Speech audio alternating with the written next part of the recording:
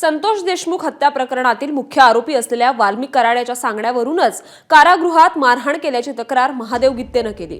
सुदर्शन घुले, प्रतीक घुले आणि त्याच्या साथीदारांनी कारागृहात मारहाण केल्याची तक्रार महादेव गित्ते, राजेश वाघमोडे या दोघांनी कारागृह अधीक्षक यांच्याकडे केली आहे। हा सर्व प्रकार सीसीटीव्हीत कैद झाला असून त्यांच्यावर गुन्हा दाखल करावा अशी मागणी महादेव गित्तेनं कारागृह अधीक्षकांकडे केली आहे।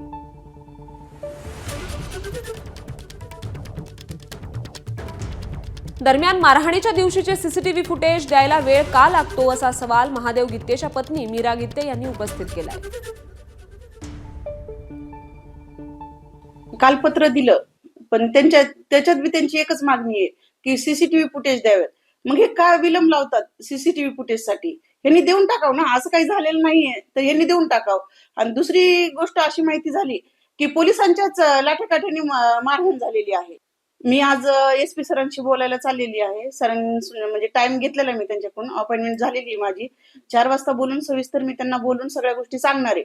आणि दुसरी गोष्ट ही पण आहे की जेव्हा मारहाण झाली आणि सर्व काही प्रकार झाल्याच्या नंतर त्याच्यातील सुदर्शन घुले म्हणजे संतोष भैया देशमुखच्या ह्याच्यातले मारेकरी आहेत, त्यांनी त्यांना धमक्या देत होते की आज आपण आतमध्ये म्हणून तुम्ही वाचलात, जर हेच बाहेर असतात तर संतोष देशमुख पेक्षाही बेकार हाल करून तुम्हाला मारलं असतं। ABP माझा, उघडा डोळे बघा नीट।